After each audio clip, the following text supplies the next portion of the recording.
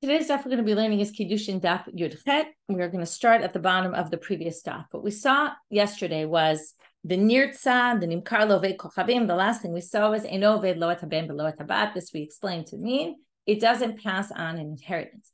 To which we learned, how do we know by the Gentile it doesn't pass on inheritance? Because it says when you buy yourself out, v'chishav im koneu, with the one who purchased, which means not with his children. And from there we learned, specifically in this case, it doesn't pass on in Yerusha. From there, the Gemara said, oh, well, from here we can infer that because we need a special drasha to teach you that the Eved Ivri doesn't pass on inheritance to the Gentiles' children, it must mean that in general, there are laws of inheritance for Gentiles. Their children inherit them according to Torah law. To which the Gemara went into, so the comparison between that and a convert, that a convert doesn't inherit from his father, the Gentile, by Torah law, but that they prove from a source that shows that when two brothers inherit their father, one converted, one didn't. So we have a Gentile father, a Gentile son, and a Jewish son. What do we say? That if the Jew says to the non-Jewish brother and says, listen, you take dad's idols, I'll take his cattle, then they can do that. Now, if laws of inheritance kicked in, then immediately at the death of the father, they would all be equal owners. And then you wouldn't be able to do this because then the Jew would be benefiting from avodah zarah, because instead of getting avodah zarah, he gets something else. He makes a trade. You're not allowed to do that. That's benefiting from idol worship. So from here they learned, and that's the last thing we finished with, that a convert who has a Gentile father doesn't inherit by Torah law. However, the rabbis said you do inherit. And why did they say you do inherit? Because otherwise people will leave Judaism when their parents die. They'll say, you know what, it's not worth it to lose all the money. Now we're going to start with Tanya Namihachi, 5 lines from the bottom of Yud Zayin Amud Bet. A braita that further proves this. Same thing really. When does it work that you can do this whole thing? Okay, now, when does it work what we just said, that you can share and say, listen, you take the idols, I'll take the money, or whatever it is you take instead. Kisha Yarshu. This is when the father died and it was passed to inheritance. Aval Kisha Nishtatu Asul. If you have two partners, one is Jewish and one is not Jewish, and there's stuff that they share and they own these idols together and they want to split them up, and he says, you take the idols, I'll take the other stuff, then you're not allowed to do it. And that proves what we just said. Now we're going to get to, you have a person who converts. And now the question is, what if they have sons who never converted with them, or sons who converted with them? Okay, forget about sons that were born after. Sons born after are born Jewish, they're their children, and they inherit. But if all their children were born before the conversion, and either they converted with them, or they didn't convert with them, in this case, there's no laws of inheritance. And this is what we talked about the other day about nichse hager. Nichse hager that we say are hefker. When a ger dies, all of his possessions become ownerless. That's because of this. Okay, that's when they have no children that were born after the conversion. And then what we say is that those possessions, what's the issue? A ger is he's like a katan shenolad. It's as if he's been born new. So the conversion makes you no longer connected to anybody that you were blood related to beforehand by halachic law. So the main thing being here inheritance. Ditnan, how do we know this is true? Based on a Mishnah. If I lent money to a convert, and then the convert and the sons, I borrowed money from a convert, and it was a convert whose sons converted with the convert, lo yachzir lebanav, and the convert died before I pay back the loan, I don't have to pay the loan to the children. And not only that, if I return the money, the rabbis aren't pleased with me. Now, there's two ways to understand the rabbis aren't pleased with me. If I decide I want to be a nice guy anyway, I don't have to by law, but I want to go beyond the letter of the law, give the money to the heirs. Well, they're not heirs really, but to his children. Well, the rabbis aren't pleased with me. This could mean the rabbis just don't think this is a good thing, meaning it's neutral. It's not like, oh, wow, you did beyond the letter of the law. We don't really count what you did. Or it could mean they actually are upset with you, okay? which we're going to see. I'll try to do two explanations without spending too much time on this. Because we have to understand the rest of the sugya based on those two explanations. This whole section has a whole bunch of different explanations that some are the opposite of the others. Now the Gemara says, wait a minute. So that was just to prove how we know there's no laws of inheritance. Because here you see the rabbis either don't care or they're upset with you if you do it because there's no laws of inheritance.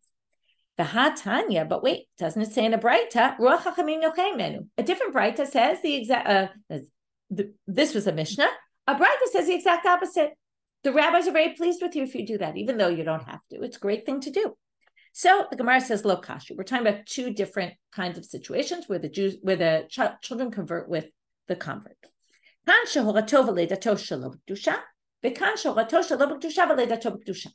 There's two options. Both cases, the child was conceived before the conversion, which basically means that no matter what, the child doesn't go by the father because he was conceived before, right? The father's role is in the conception.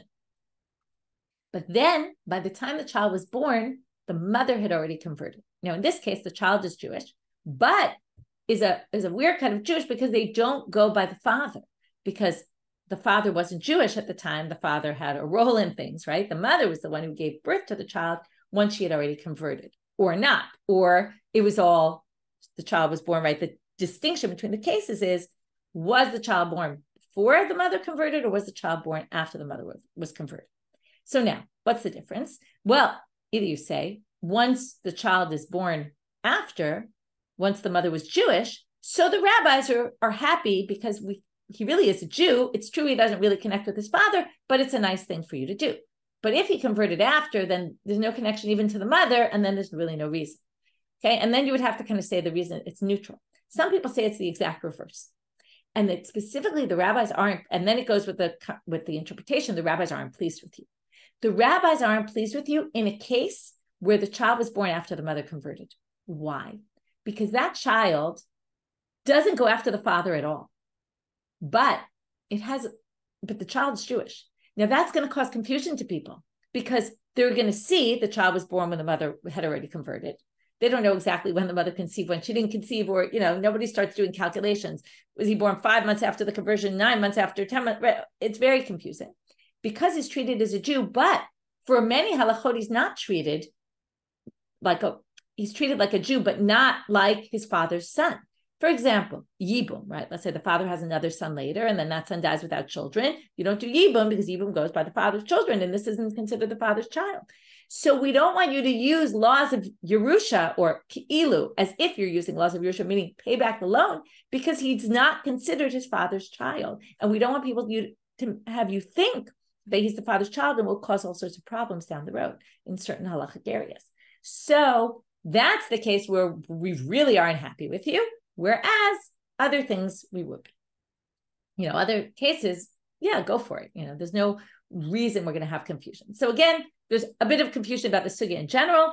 Again, the issues that were up for debate were, the rabbis are angry with you, or they're just neutral about it, and which case is which is also up for debate. Now, this was all, how did we get here? Because we started with Chishavim Konehu, because the Eved Ivri doesn't pass down to the children of the Gentile, specifically because of a drasha in the Pasuk, proves to you that in general there are laws of Yerusha, of inheritance by Gentiles. That was the proof that Rava brought. Rav Chia bar Avin brings a different proof in the name of Rabbi Yochanan for how we know that by Torah law, we're back to the first halacha here that we saw, that by Torah law, a Gentile passes on his property by inheritance to his children by Jewish law. From a different pasuk, dichtiv ki Yerusha le'esav natati et har seir. The Torah says, I gave Esav har seir. Now, Esav was Jewish. Was not Jewish. Okay, that's a whole quiz. That's why I just got confused because we're going to see in a minute. Wait a minute. Okay, but Esav, right? That's all, right? Rome and the Roman Empire was based on Esav and all that. They're all Edom. They're all the Edomites. They're all not Jewish. So what do you see here? He got Yerusha, to which they say, sorry, I messed up the punchline before. Dilma Yisrael Mum, I gave away the punchline. Dilma Yisrael Mumar Shani. What do you mean? He was born a Jew. He just left the religion. That's different. So maybe that's why he got Yerusha. So pulls out a different pasuk that's very similar. Elamehacha. Ki livnei Lot natati et ar Yerusha. The sons of Lot, who definitely weren't Jewish, Lot wasn't Jewish, got ar as Yerusha. So here you see again the word Yerusha as inheriting. They also got an inheritance.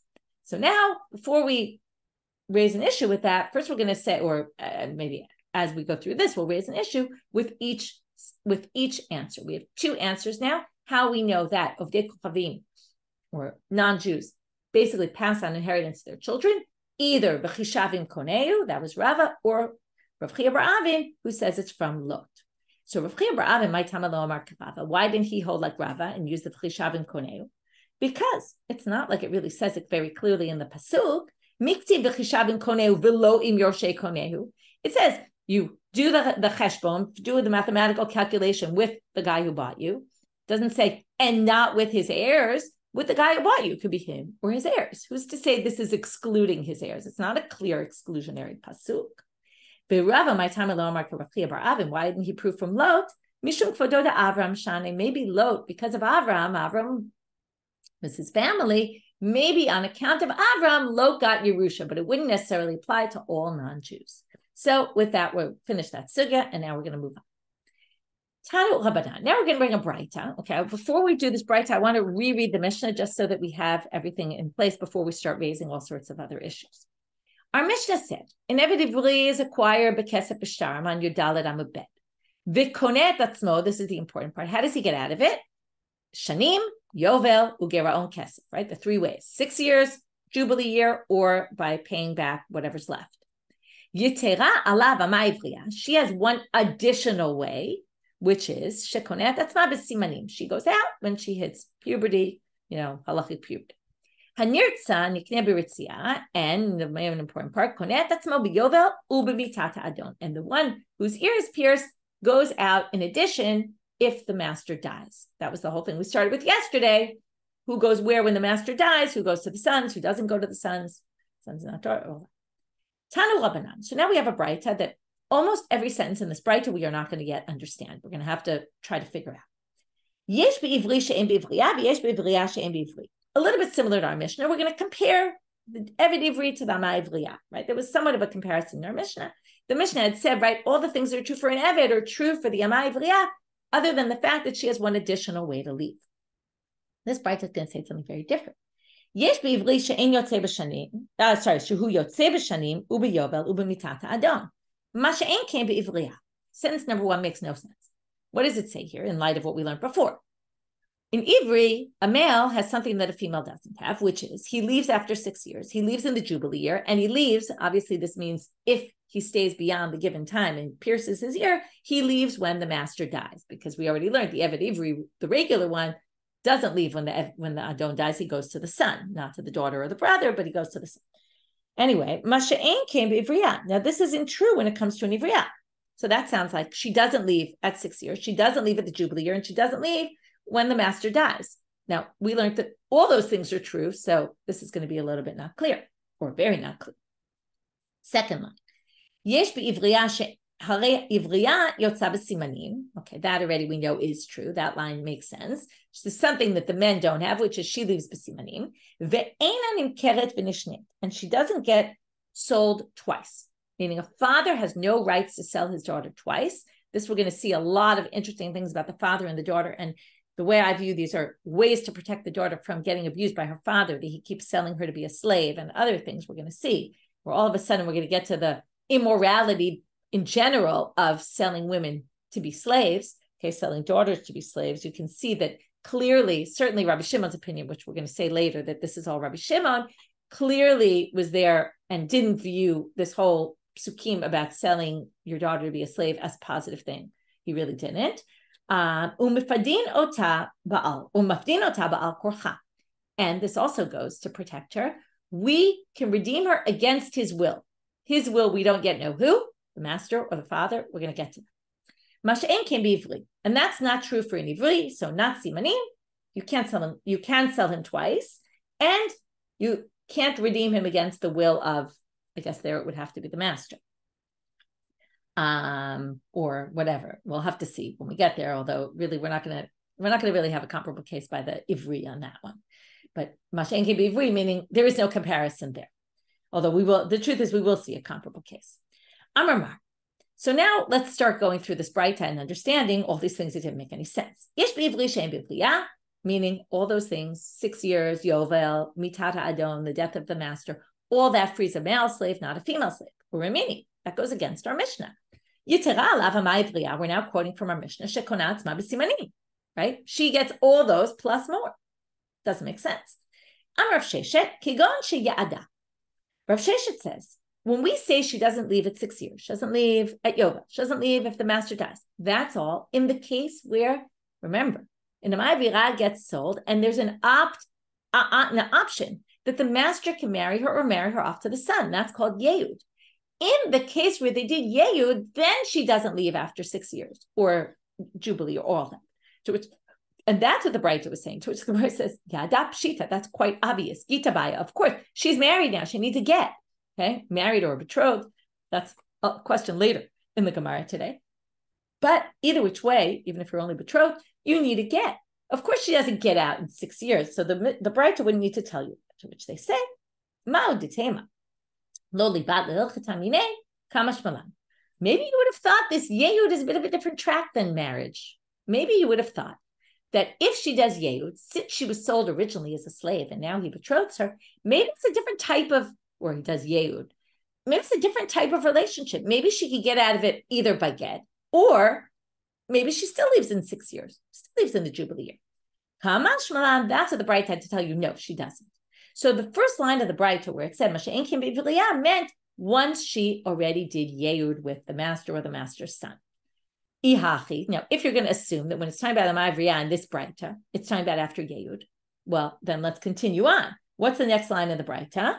That there's things that are by the Ivriya that aren't by the Ivri, and what's that?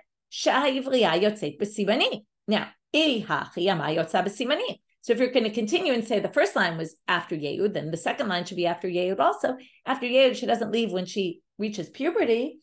Hachi kamar. So I say, no, these two sentences are distinct. The first one was Yehud, and the second is im lo ya'ada yotza af b'simani. The second is talking about, but if you didn't do Yehud, then she's going to leave when she reaches puberty.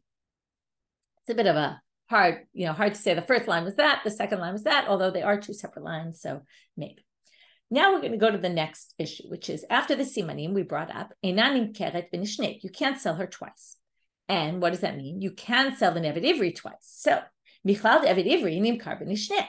That, right? So the assumption is, since it's just an Amai V'liyah, not a male one, then the males who get sold can be sold multiple times into slavery. V'hatanya, doesn't it say in a braita? And now we're going to darshan this pasuk that we saw on the very first day we started with the Eved, which is how do you become a slave? Talks about in the Psukim and Shmo Kaf Bet about stealing. It says if you rob a house or you're in the basement, whatever it is, and you don't have the money to pay back, then you get sold into slavery. Nimkar bignevato, on account of what you stole. Now we're going to have a drasha on that word bignevato, on account of what you stole. Bignevato v'lo b'kfelo. You get sold if you don't have the money to pay for the item you stole. But if you can pay for the item you stole, but you can't pay the double payment. Double payment is a penalty we institute that when you steal, you have to pay double. Okay, that's for specifically gneva. Okay, so not the kefal payment. So let's say you have the money to pay back for, let's say you stole a TV and you no longer have the TV, you sold it, but you have the money to pay for it. You pay that. You don't have the money for the double payment. Well, you don't sell you into slavery for that. Let's say I go to court and I say that you stole. And I lied. And I become an Eid Zomein because two people say, Michelle, there's no way you could have seen that. We were with you somewhere else where you claim the robbery happened. You obviously couldn't have been a witness. That's called Eidim Zomim. They turn me into an Eid Zomein. My punishment is I have to do what I tried to do to you. So I'll have to pay that money that I tried to have you pay. Now, if I don't have the money to pay for that, I don't get sold because bizam bignevato and not what I actually stole and not what I conspired to try to steal from you, right? That's not the same. Bignevato, kevan kar pamachat shuv en rashad l'machor. Okay, we finally get to the drasha that's relevant for our purposes, which is once you're sold one, bignevato is singular. Your gneva, what you stole, since you get sold one time, right? You get sold. You can only get sold on one time. Okay, for one theft. So that sounds like if I stole multiple times, I only get sold in slavery once. And what do you see here? It's the same as the Amai V'liyah. So it's not the same because there it's the father selling her, but still, you can't become a slave twice. I'm a Rava, lo kasher,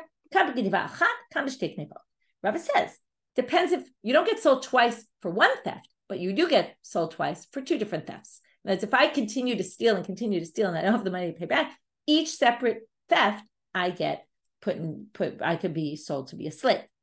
Amar le Abaye, what do you mean? B'shtei gnevot, you can get sold. B'gnevato tuva mashma. There's some words, both in Hebrew and in English, like fish. Fish can mean singular, fish can mean plural. B'gnevato, Abaye says, could be read also as multiple thefts. And therefore, I think even multiple thefts, you can't get sold to be a slave. So how could he explain it? It depends how many people you stole from. If you stole multiple times from the same person, then you can't be sold to be a slave to them multiple times. But if I stole from you, and then I stole from someone else, and then I stole from someone else, each time I could be enslaved. That dealt with Ananim Keret and Shnei. Now we have an explanation of where there would be a difference. Basically, according to Rava, if you stole one time, you can't be sold multiple times. And according to Abai, if you stole from the same person multiple times, you can't be sold more than once. But more than that, you could be. And that's how it's different from Amai V'liyah, who can really only be sold once. Tanu Rabbanan. Now, already on this topic of being sold more than once or things like that, we're now going to have a different braita that talks about a different law, which is Genevo Elef v'shaveh 500. If I stole 1,000, but the price of avadim on the street was 500. So I'm only, right, when I get sold to be a slave, it only covers 500 of what I stole. So nimkar v'chozer v'nimkar. In this case, you can get sold twice because it's in order to finish, right, to get to the 1,000, I'd have to be sold twice to that same person. But if I stole 500 and an eved, the price of an eved in the shuk was 1,000, then enonim kar klal, I don't get sold because I don't get sold for more than, this is a totally different halacha, not what we were talking about before. I can't be sold for more than the value of what I stole. Rabbi Eliezer Omer, imaya ginevo kineged mimkaro nimkal. This is a crazy halacha, or at least the pshat of it. And Tosfot actually has a different explanation of this because he says the pshat makes no sense. According to Ur, because it would almost never happen, in order for me to be sold as a slave for something I stole, it would have to be that what I stole is equal exactly to the worth of a slave in the marketplace. And then that would be the only way. If it's more or less, like the two cases that Tanakama brought, the one said it was okay, one said it wasn't okay, he says neither of them were. Okay, it wouldn't work if I'm worth more or if I'm worth less. So now I'm a Rava. Rava questions again. Tosfot is just so you know, I don't want to get off because I really want to finish today's stuff. But Tosfot does have a different explanation because Rabbi Eliezer, it's hard to imagine the reality of Rabbi Eliezer's opinion. I'm a Rava. Behind Zachanu Rabbi Eliezer the Rabbanan. He Dafka says Rabbi Eliezer makes a lot more sense than the rabbis. Why? And he wants to say this distinction that the rabbis make about 500, right? If you were worth 500 and this, if you, stole 500 and you're worth 1,000, or stole 1,000 and you're worth 500, why do you make a distinction between those two cases? It says there's no reason for the distinction. That's what Rabbi Eliezer makes more sense. Why should there be no distinction? Because if you stole 500 and you're worth double, why are you not sold? Nimkal kulo amar Rahmana. The words we're going to darshan now are nimkar b'genevato. You're sold on account of what you stole. The word sold means you are sold. That means you're sold entirely. Amar Rahmana v'lo chetzio. You can't sell half of you. There's no such thing. I can't work as an eved as if half of my body is sold and half of, right? There's no such thing. That's why it doesn't work. But on that same tone, on that same logic, hachanami nimkar, if you're going to say nimkar means you are sold entirely, then nimkar b'genevato means you're sold on account of your entire theft.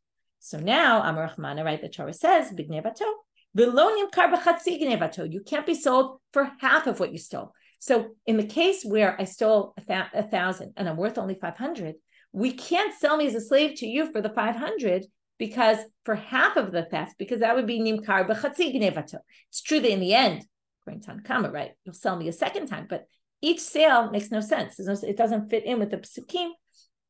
And so that was all an aside we got to about this machloket, about if I'm not equal to the value of what I stole, either more or less, does it work or does it not? Now we go back to our braita. And that we all got to because of this double sale, right? This is a case where Tanakama thinks you could be sold twice as a slave. Umifadin ota ba'al korcha.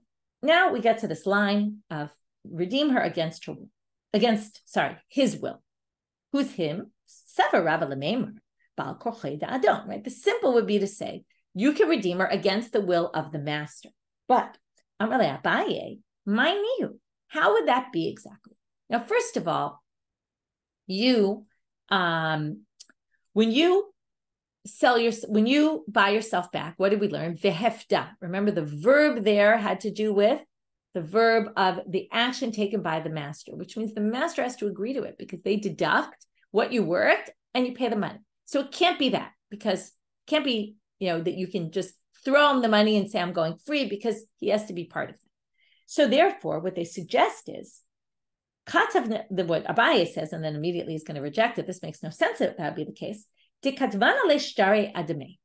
seen this before, where a slave gets freed, and instead of paying the money, he gives an IOU, and he says, listen, over time, I'll pay you this money. Now, if she gets freed, she basically frees herself against the will of her master by writing a document saying, I promise that, I'll go get a job, and in 5 years, I'll have enough money to pay my way, and here's the document giving you, my word that I will do this. No way can we allow this to happen. There's no way the law would allow for this. It's a great line.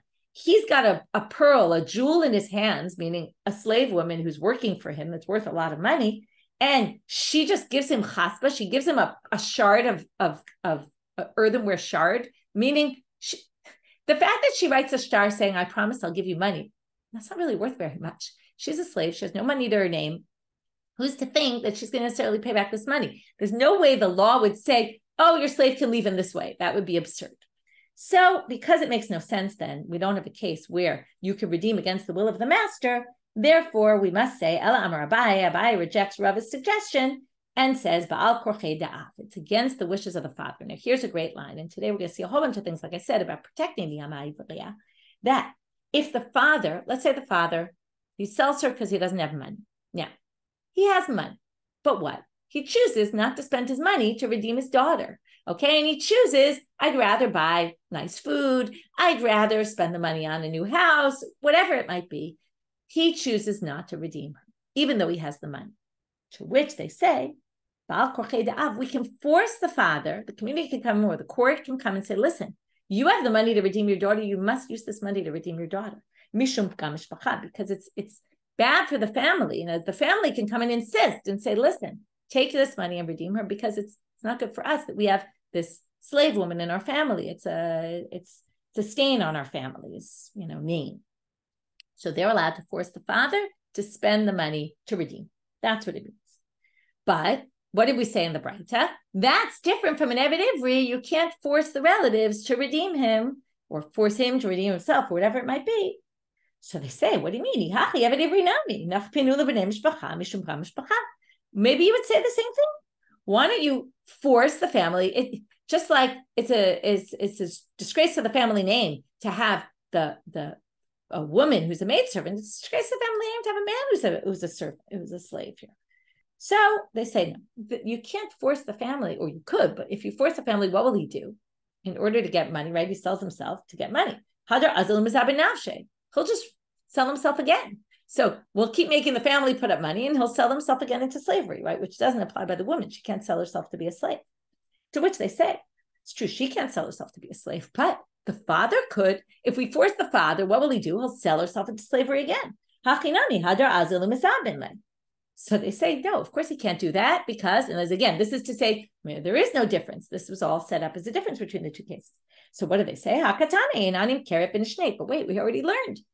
He can't sell her twice. So that's why there's a difference here between the Eved Ivri and the father. The father you can force because he won't be able to sell her a second time. Whereas the Eved Ivri, you can't force because you can't force the family to do it, because then he'll just sell himself and he'll keep getting money and his family will have to put up money. So it's not a good system. And umane, and who is the author of this braita? And I told you this before, Rabbi Shimon, because we're going to see that not everybody agrees that you can't sell your daughter twice to be a slave. So this is all Rabbi Shimon, Tanya, mocher adam et bito liishut v'shoneh. According to Tanakama, you could sell your daughter twice to be a slave. I'm sorry. Yeah, mocher bito, sorry.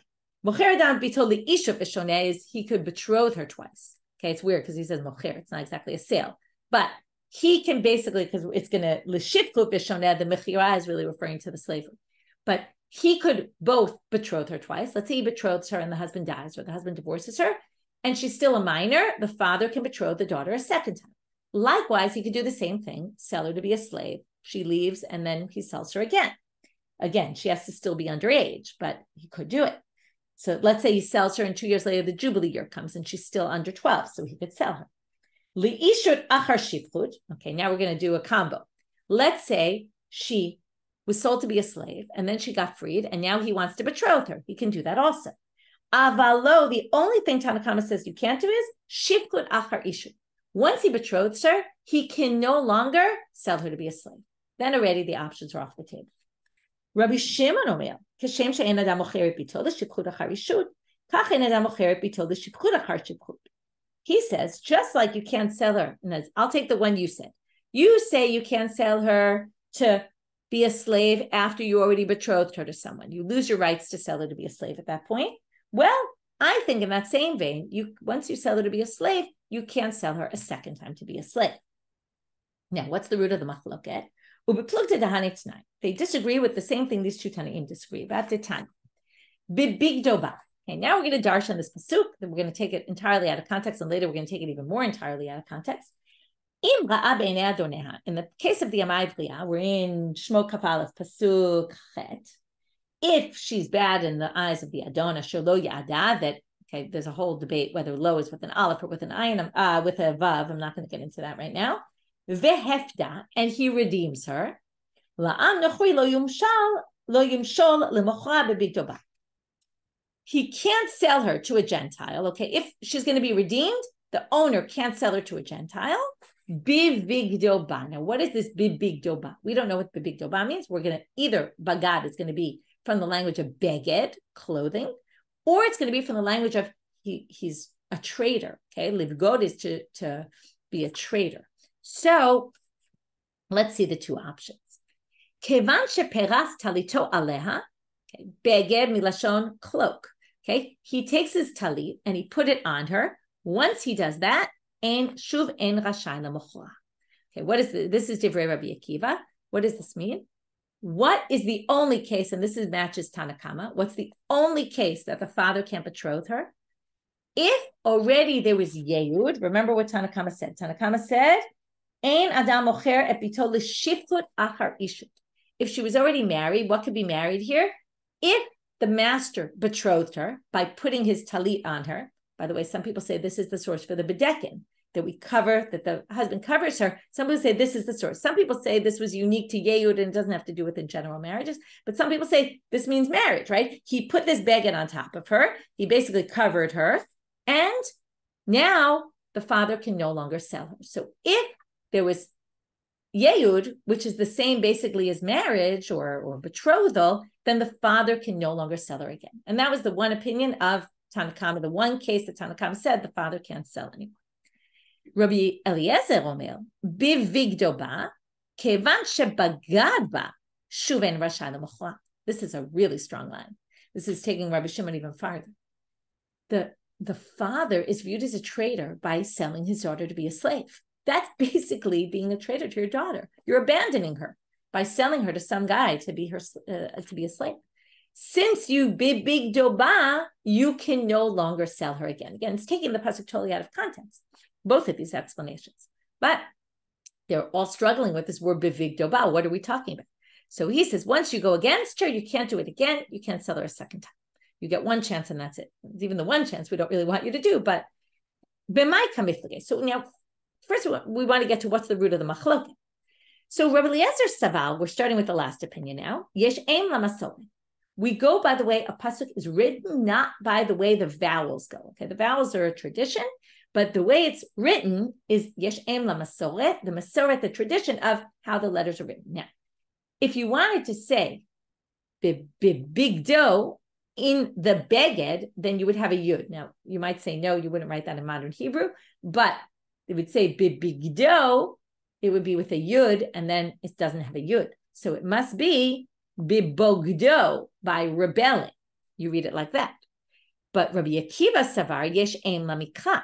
It's the way we pronounce it. Big dough with a yud is the way we pronounce it by the vowels, by the tradition that we have about how to read it. The mikra is how it's supposed to be read. So he goes by that. And Rabbi Shimon savar yesh ein lamikra v'la masach. Rabbi Shimon, okay, it's a bit of a weird, what did we do? We had Rabbi Shimon and the rabbis who disagreed, or Tanakama, who disagreed about which cases can the father sell her or marry her off, right? And the only case Tanakama said you can't is Shifchot Achar Ishud, which is Rabbi Akiva, who said only in Shifchot Achar Ishud, after he marries her, then the father can't sell her anymore, but all the others you could. Rabbi Shimon held not that case and not that case. And then we said, oh, this is all a machloket tanim. But usually machloket tanim, he matches with him and he matches with him. In this case, Rabbi Shimon agrees with all the opinions. He reads it both that way and that way. He reads it both ways because he includes all those cases the father can't sell, both after marriage and after selling her. Now, on account of this, and you'll see in a minute, we're going to talk about this explanation of Rabbi Akiva. We're going to go according to him right now. Rabbi Bar Avua asked a question, and this is a question we're going to deal with for a while, which is, Yehud, by Rabbi Bar Avua, he asked the following question: Yehud nisuin oseh or erusin oseh? Okay, so what we've done right now is we finished the braita. We got to that last line about the pidyon, right? Actually, right, mifadino tabal korcha. That's what we explain now. And since we got to the mifadino tabal korcho, which we said against the will of the father, and then from there we got into this issue of repeatedly selling her, and that you can't repeatedly sell her, and that must be according to Rabbi Shimon, and that's why we can distinguish her in the Eved Ivri. From there, we got to in what conditions does the father have rights to sell her still? Not can he betroth, right? Which order of Ishud and Shifkut is permitted? Now Rabbi Bar Avua, since we talked about this Yehud, he wants to know Yehud nisuin oseh or erusin oseh. When you do Yehud, is it a betrothal or is it a marriage? I kind of was already getting at this before because I was careful to say, well, okay, we don't know exactly right now. So does it make them married as soon as he does whatever the ceremony of Yehud is, or is it erusin? So, nafkamina, what's the relevance? This is always the nafkamina when you talk about is the couple married or just betrothed. Does the husband inherit the wife? Let's say she dies. Does he get all her stuff? If they're only betrothed, no, it goes to the father. If they're married, it goes to her, to him. Litamela, which is if he's a Kohen, can he become impure to her if she dies? So again, if they're married, yes. If it's only erusin, then no. Ula hafer nidareha, and also nullifying her vows. In the time of the betrothal, it's the husband and the father do it together. Once they're married, it's just the husband. So again, what's the status once you do Yehud? Is it already you're married, or is it that you're only betrothed? So they're going to try to bring sources. We're going to have two sources today. Tashma, let's learn from here. Rabbi Akiva, big doba, kevan sheperas talito aleha, shuv eno rasha lemachora. Now, what does it say here? Once he does Yehud, the father can no longer sell her to be a slave. Now, notice what it says here. He can't sell her to be a slave. But that implies that what could he do? He could betroth her. So now, he can't marry, he can't sell her to be a slave. Now, this is super confusing. Yehud here doesn't mean Yehud, because if he would do Yehud again, it would mean he'd sell her to be a slave and someone else would do Yehud. What happens here, what we mean by Yehud, it's super confusing. We mean marriage, betrothal. He could betroth her to somebody else. So this is teaching you, right? This seems to imply that if you hold, right, this line of Rabbi Akiva, once you put your talit, he can't sell her, but he can betroth her to somebody else. Let's say he dies the next day. So, or at some point down the road, or divorces her, the father can do Kiddushin for her down the road. Now, let's go back to laws of what a father can do for his daughter. When can he betroth her? You might remember this, you might not. But Iyamart Nisuin Osef, Yehud is Nisuin. There's a law that Kevan Niseit Shuv Ein Lavia Reshupa. A father can betroth his daughter. But once she's married to the husband after the betrothal, and then they get divorced or the husband dies, the father has no more rights to betroth her again. He can only betroth her a second time if only the betrothal happened and it was only engagement and it wasn't ever marriage. Once, this is the status of a woman. A woman is in her father's domain until she gets betrothed, but betrothed, she's still in her father's domain until she gets married. Once she gets married, she leaves her father's domain. There's certain things she could go back for, but he no longer has rights to betroth her. So if here we imply from this sentence, again, it's implied, it doesn't say it explicitly, that once there's yehud, the father can't sell her to be a slave anymore. The assumption is that what they derive from here is, but he can betroth her again, then it must mean that yehud doesn't do nisuin, because otherwise the father wouldn't be able to marry her again. So now you can infer from here, erusin. But Rav Nachman bar Yitzchak rejects this. I'm Rav Nachman bar Yitzchak. I told you we already took this pasuk out of context. He's going to take the pasuk more out of context. He's going to say that even though the context of this pasuk is specifically, it says Asher lo ya'adan, it seems to be talking about yehud, and when the woman's a slave, he says this pasuk bebig doban paras talito aleha is talking about marriage. Okay, b'kiddushin da'almakai v'hachi kamar. How do we get to marriage from here? Well, what the pasuk says is, כיוון שמסרה אביה למי שנתחייב בשאירה בכסותה ועונתה, שוב אינו יכול למכרה. Once the father passes her off, what this is teaching us is, ein shifchut achar ishut. You can't sell her to be a slave after you've done kiddushin to her. Now, how do we get from this pasuk to a marriage, when we, a betrothal, when we were talking about a slave woman?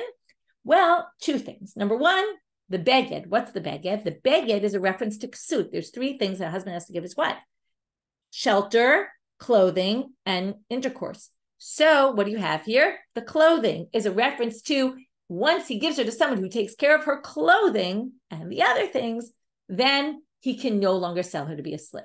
And that's really taking the pasuk out of context. But once you say that, this has nothing to do with yehud, in which case you can't learn is yehud oseh nisuin or erusin. So we reject the proof.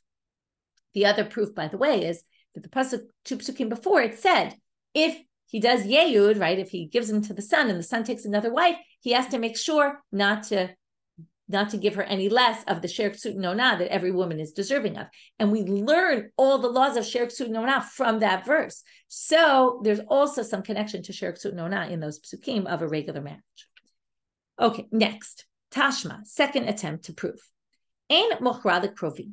You can't sell this, okay, you can't sell your daughter ever to someone who is isur arayot for you, okay, someone who's forbidden, a forbidden relative. Why? Because the whole point of selling her to be a slave, or one of the points, is there has to be potential to do yehud. Mishum Rabbi Eliezer amru mochra lekrovim. But according to Rabbi Eliezer, it's really not a problem. You could sell her because, right, you could sell her just to be a slave woman. We're going to get into the more in depth about this down the road in the next few days. Vishavin, but they both agree, even though they disagree about marrying off to krovim, shemochra almana lekohen gadol grusha v'chalutza lekohen etyot. But they all agree, though, that if it's only what we call isur lav, you can't do this, right? But you don't get the death penalty for it, right? Normal arayot or death penalty. A widow to a kohen gadol, or a grusha or chalutza to a kohen hedyot, that's just an isur lav. What's the main difference? We've learned this many times. If you were to do a betrothal for something that's forbidden by lav, the kiddushin would actually be valid. If you do kiddushin on a daughter and her father, which is a rayot, and you get the death penalty for it, there's no kiddushin at all. So even though it's forbidden to do kiddushin with this woman that got sold to you as a slave, since there's potential that if you did kiddushin anyway, it would be valid, they all agree that actually you could sell your daughter to this man. Again, he shouldn't do the yehud, but you could sell her because there is potential at least for kiddushin, even if it's forbidden. Now, what does that have to do with our topic? What is the case of a widow here to a kohen gadol? We're selling a widow, a father is selling a widow to someone to be a slave, right? He happens to be a kohen gadol, okay? But the point is, how did this woman get betrothed? And don't we have ein shifchut achar ishut? Once she's married, you can't sell her to be a slave. So this woman was obviously married. She's an almanah. So what are the options? If she betrothed herself, almanah karela. In other words, this ain't shifchut achar isha means if the father sold her to be betrothed, then he can't sell her to be a slave. Or, if he betrothed her, somebody can. But if she did it herself, maybe he could. But what does that mean? That means she has to be a minor still, because the slavery is only for a minor. Now, if she's a minor and she betroths herself, there was no such thing. Only the father could do it for her. She's too young. She can't accept Kiddushin. So that can't be. Can't be that the father betrothed her the first time and she became a widow from that marriage, because then he wouldn't be allowed to sell her to be a shifcha. It